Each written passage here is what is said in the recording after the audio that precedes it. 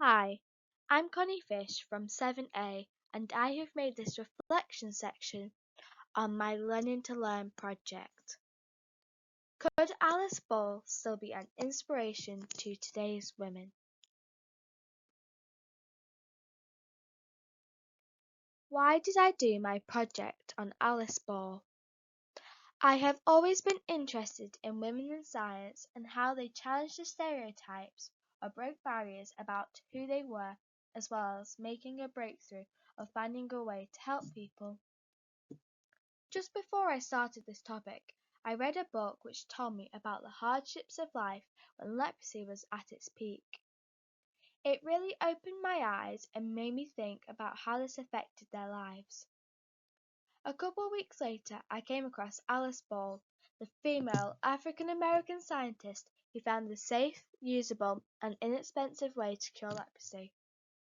Alice Ball is a true inspiration to me, and I hope by researching this topic, as well as producing this reflection section, it will make more people aware about her life and what she did.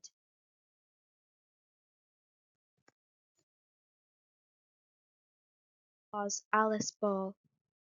Alice was born on the 24th of July, 1892, to James and Laura Ball.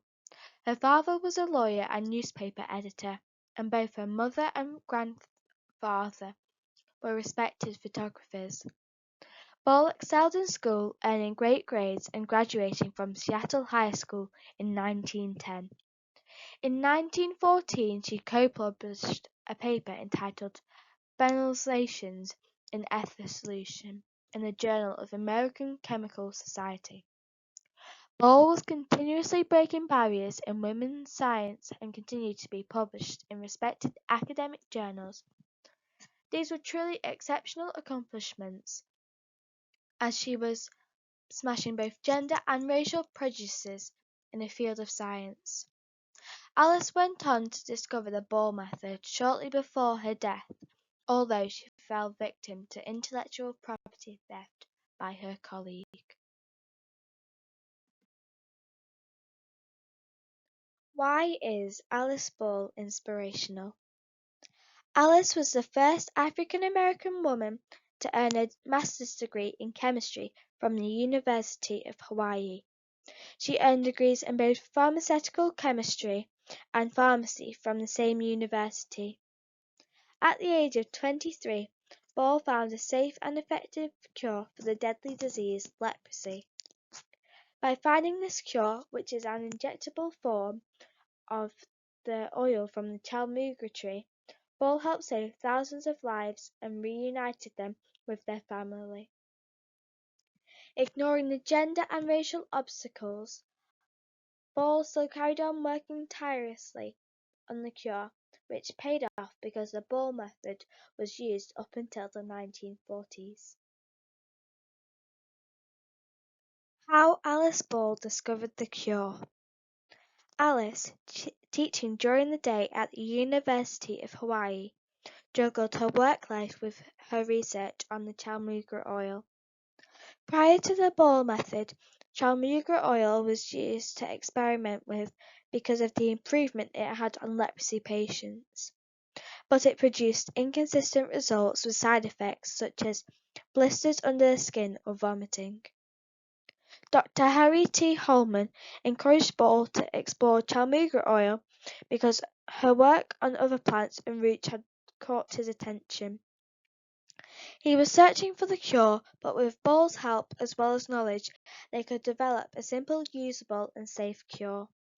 By using the oil from the chalmuga tree as a water-soluble solution of the oil's active compounds, it could be injected with minimal side effects. Why did Alice Ball work with leprosy patients? Dr. Harry T. Holman originally encouraged Ball to explore chalmuga oil because of her previous work with plants.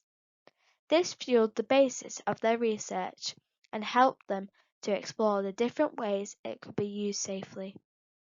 People who had the disease were exiled and sent to remote areas or islands to live in leprosy colonies because they were deemed highly contagious as well as dangerous. Leprosy can vary in intensity from barely noticeable skin lesions to terrifying and threatening life alterations or disfigurements, and that's why people were torn from their families. Alice must have seen these injustices and wanted to change them so they could return to their loved ones, even though the stigma would still be there. Holman was important as well because he asked a woman to help him and let her take the full credit, even though it was stolen after her death. It was impressive to find a man of the time who didn't care about her gender or race and just saw her for the clever woman she was. Ball's research stolen. Ball died on the 31st of December 1916 at the age of 24 after complications in a lab teaching accident. Sadly, during her brief lifetime, Ball did not get to see the full impact of her discovery. Following her death, Dr. Arthur Dean, the president of the College of Hawaii, continued Ball's research. Rather than attempt to improve on her discovery or even mention Alice's involvement, Dean took the credit for the method himself, even going as far as to renaming it the Dean method. Unfortunately, it was commonplace for men to take the credit of women's discoveries, and Ball fell victim to this practice. 6 years after Alice's death in 1922, Dr. Harry T. Holman, the assistant surgeon at Kahele Hospital, leprosy patients were treated there, published a scientific paper giving Ball the credit she so rightly deserved. Thank you for listening to my reflection section, and I hope you enjoyed learning about Alice Ball's interesting life.